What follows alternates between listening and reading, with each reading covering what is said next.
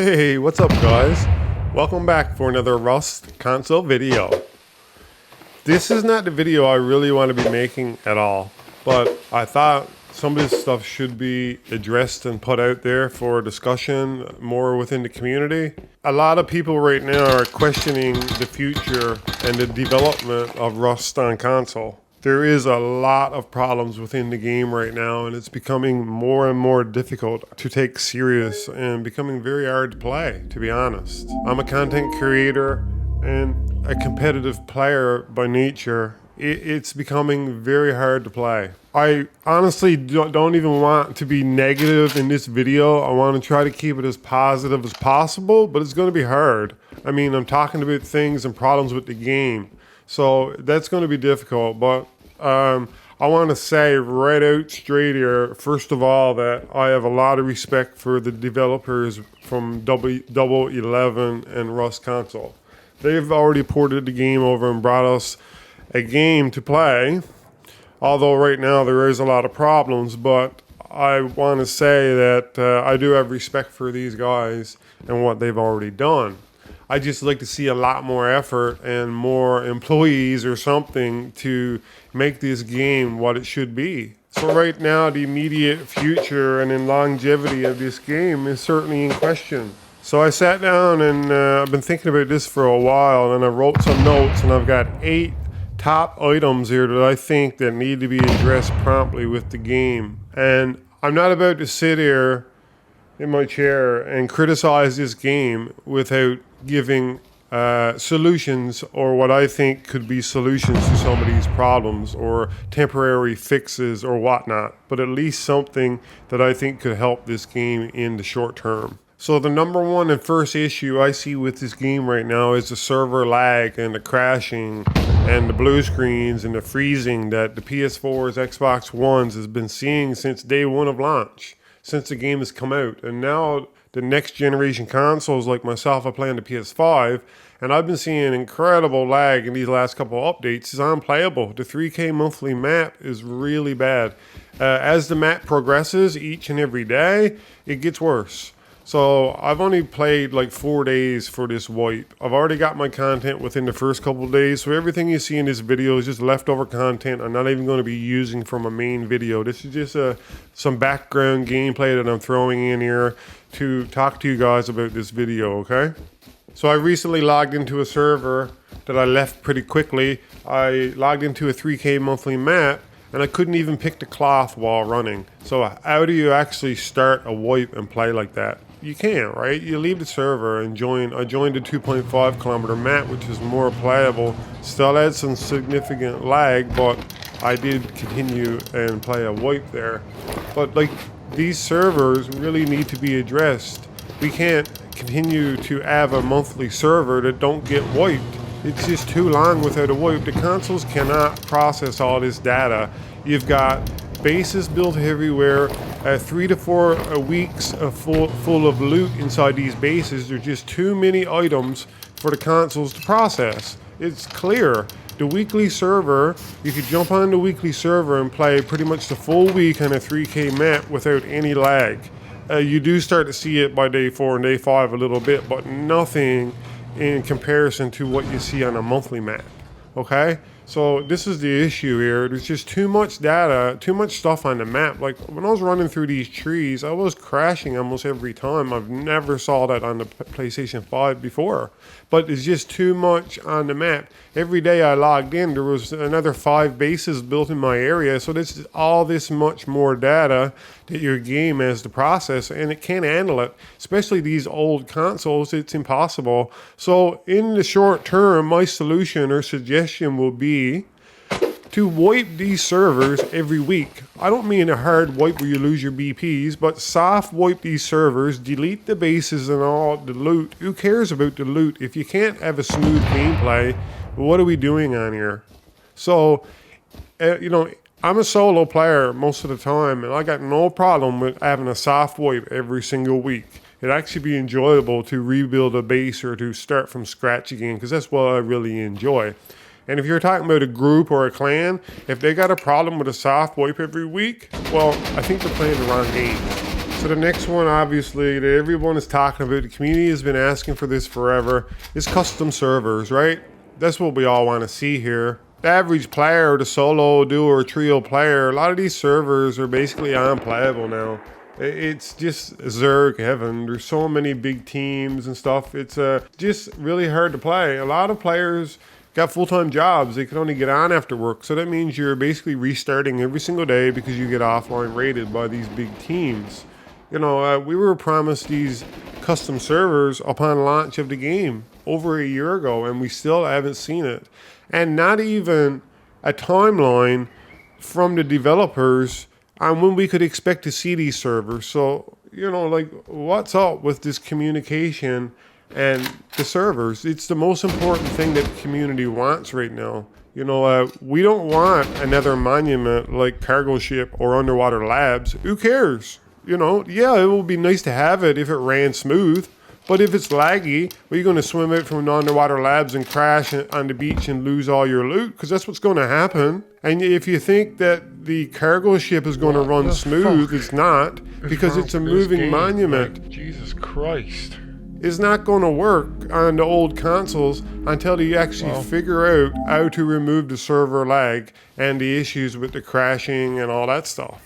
So if you got a moving monument on the map, it's going to be a nightmare to make that work. All that the players want right now, to be honest, is a smooth game and a smooth gaming experience without server lag, without glitches, and where your player don't go to sleep randomly on the map every 10 minutes. We just want a game that's smooth to play. We can get these monuments added later as the game can handle them and process the data, but right now we just want to be able to play the game and for it to be a smooth gaming experience, which we have not seen yet on any platform or any console since launch. So that's the problem here. We just want a smooth game without freezing and lagging out every few minutes. That's what we're looking for here. We're not looking for new monuments or anything. The next issue here I see is communication within the community. The developers need to do better. Like, I got respect for these guys. They brought us Rust on console, which is awesome, and I love this game. But what's next? What are we doing next? Or what's the plan? What are you guys currently working on? Make it public. Tell us what's going on. We're in the community. We like this game. We're interested. We want to know what's up. If it's good or if it's bad, it doesn't matter. Just tell us what it is. It is what it is, right? You guys got a big challenge ahead of you guys, and we understand that.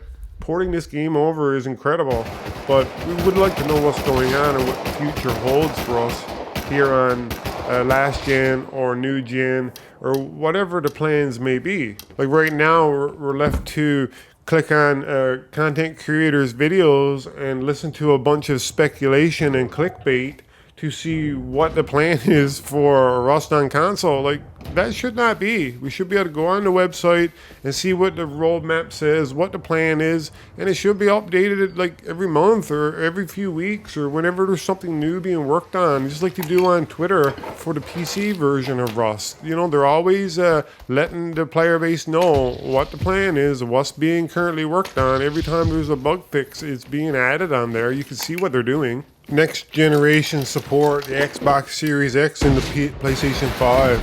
We're not the core systems right now, and we don't know what Double 11's intentions are because we have not communicated that to anyone. But we do know that the old school consoles are the priority right now, and that's what they're trying to work on. So it would be nice if they come out and told us what their plan was, if there is a future for the next gen consoles on Rust, or if there will be separate servers one day, or what the general plan is overall. Would be really nice to know that. For whatever reason, they've committed to the PlayStation 4 and the Xbox One in the very beginning, and I guess that's what they're going to continue to have as a core system and support right now. And maybe that will continue in the near future until more next generation consoles become more widely available and into the players' hands. One thing we do know about last gen is that the devs has got a lot harder time and a challenge to make this playable and a smooth experience without continual freezing and bad frame rates and whatnot. So the players on the next gens are are a big part of this game, and is the only console really that I could see a future for a Rust console. Right now, last gen is a hot mess. To say it nicely, it's not a good experience. So whatever the plan may be for next gen, why not just make it public so everyone knows what it is, and they'll stop asking questions about it. If you make it public, just talk to us about it. Tell us what's up. So our next big issue that I would say is remaining bugs in the game. A lot of these bugs seem to stay in the game a long time, and they're taking too long to get fixed. I'll give some examples. So we have bug doors. So the monuments say airfield door, the puzzle door is always bugged. You can't get in there, or if you jump down through the roof section, you're stuck in the room, for example. You can't get out. You had to reset your game for the door to open. The same at train yard. There is a way around that door. But the doors have been bugged since the closed beta when I first started playing this game, and it has not yet been fixed. So that's over a year with these bugged doors. Still in the game right now as a current. This gameplay I'm showing you right now is from this week, so it's just a couple days old. So nothing has changed, it's still the same right now. Another example would be a sound bug when dismounting a boat. Also still in the game. And they've tried to fix this multiple times, and it's still in the game. It happened to me during this wipe you're seeing on screen right now, which is a couple days old. So it's just still a bug that's in the game.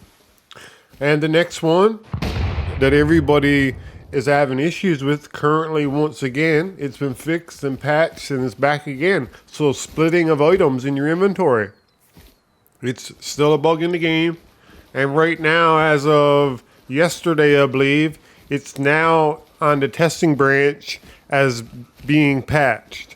So I don't understand why this is not a hot fix and is going to come right to the game and sent for certification as soon as possible. But they're actually going to test this in the testing branch now. So this could be 3 weeks before we see it to the main game and actually get this fixed. So players have now got to go through the headache of dealing with this bug now for another number of weeks before they actually get a fix. So that's too much. This stuff needed to get fixed a lot sooner. I don't know if they don't have enough developers or what the issue is, but obviously they need a lot more manpower to take care of these issues. I really don't understand what's been going on as of lately with updates, because we've had 2 weekly updates now that have been a pretty big fail, in my opinion. The fishing village didn't even appear into the servers once it got updated to the game. They forgot to add it to the server, so I had a 6-man. My first big group that I ever did was on the server grinding it out, and we just lost 2 hours of our gameplay and had to restart, which is very unfortunate. Okay, fine, good enough. Shit happens. So next week here we go to start, and sitting here in a chair waiting for the server to wipe, and we waited and waited, and next thing I see a notification on Twitter that they forgot to wipe the servers, basically, and I believe the message said something along the lines that they recognize the problem and maybe later this week it may wipe. Like, what the fuck is that? Like, what kind of answer is that? People are waiting for this to happen, but people wanting to play the game. Like, yeah, I just don't get it. I don't understand how this could be missed. So the next issue I'd like to talk about in the game is the testing branch. And I'm going to say it how it is. I feel that it's pay to win. You got to pay an extra amount of money to get the testing branch available to test out these new updates and changes to the game. And not only that, you got no access to the build servers for the regular player, and you've got no access to the aim training servers for the regular player. So you actually got to pay more money to get access to a build server and the aim training servers. Like, why? Like, I feel that should be immediately changed and reverted. I paid for it. Yes, I got the Ultimate Edition because I'm a content creator mainly. But I think you should make it available to everyone. give the people a free skin or whatever, whoever bought it before, they'll be happy enough with that and call it a day. Everybody will have access to these servers and be able to play, practice, and enjoy the game like it should be. Another thing about these servers, the aim training server, you can't get on there. There's not enough servers. There's a 50-player waiting queue for the aim training servers right now. And I didn't even get on there and test it out, so I can't say anything really about it, if it got changed for the better, if the sound bugs have been fixed or whatnot, but I'm not about to wait 30 or 45 minutes to get on to practice my aim and to be spawn trapped on the beach by players that are just killing the fresh spawns. You can't even pull your gun or heal up to 100% before you're killed by people spawn trapping. So, like, why not rethink these servers? Have random spawn points over the map so people can PvP naturally.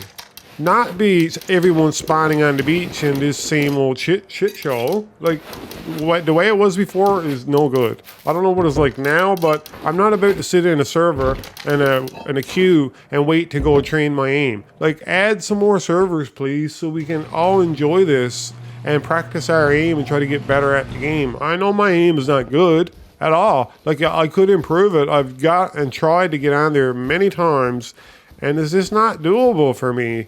And the average person, you know, they work every day. They don't have all this time to be waiting in queues and stuff. So, like, let's make this more playable for people. So the next hot topic, everyone is talking about it on consoles recently. I'm not going to even stay on this topic very long because a lot of this can't even be controlled by Double 11. I understand that. A lot of these issues with cheating is to do with Sony and Xbox. They've got to fix this issue outside of Rust console. There's not a Rust console issue. But the keyboard and mouse, XIM or whatever you want to call these guys who are using keyboard and mouse on Rust console, a lot of people are doing it right now. And there is things that Double 11 can do to prevent this, or to at least curb it in a way that a lot less people are doing this. So, like DayZ did, for example, they've got keyboard and mouse servers specifically. So, why can't Rust console do the same? Let's get keyboard and mouse servers so people who got the keyboard and mouse can actually go over there on these servers and play. And that alone will eliminate a lot of these cheaters in on the regular servers with us. Yeah, the skin store. So, this is a little bit of a hot topic for me. I don't even know if I should address this or not, but I'm going to do it anyway. I don't feel great about the skin store. First of all, I think it's really overpriced on what we're being charged for skins. Too much, way too much for console prices. And these kids have to pay for skins. I guess it's their parents' credit card, so no one really minds that. But yeah, the prices are too much. The next thing. We're selling partial kits in the store, right? So one week you'll get the pants and the hoodie and whatnot, and you get a half of a kit, basically an incomplete kit. And then the next week they'll put the gloves and the kilt and the boots on there. So you got no choice but to really follow through and to go and purchase the additional parts for your kit, instead of putting the full kit on there for a reasonable price to force you to spend your money again, which I'm not really down with that. I don't like that. It just strikes me really funny that we're able to now get the skin store updated on the weekly basis, always updated and functioning fine, but we can't get a simple bug removed from the game, like bug doors or splitting glitches or whatnot. So, like, I'm not sure why that is. If there's more people dedicated to the skin store, I know they're making a lot of money, millions of dollars every few weeks, I'm sure. And that's what a business is to make money. But, you know, our game is going downhill on the other ends when the skin store is up and functioning well. So maybe you should take some of that money, reinvest it to the game so the game can go on and be successful. I've been buying almost all of the skins that have came out since the skin store opened. I've missed a few because I was away at work and I just couldn't get them. But in the meantime, until I could see a clearer future for Rust on console, I made the decision to stop purchasing any more skins. They just don't make sense for me. They're too overpriced, I feel. And also, until I can see a clear direction for the game and that it has a future, I'm not going to buy any more skins and support the game in that way. Okay guys, I would love to hear your thoughts and comments on any of these topics that you discussed. I know they're a little controversial, but they all are very significant and important to the game. I don't want to knock the game or bring it down in any way because I really love this game and I want to see it succeed in every way. If you're new around here, I really appreciate the subscribe. And if you find this video useful or helpful, make sure to leave a like and share the video. And until next time guys, take care of yourselves. We'll see you soon.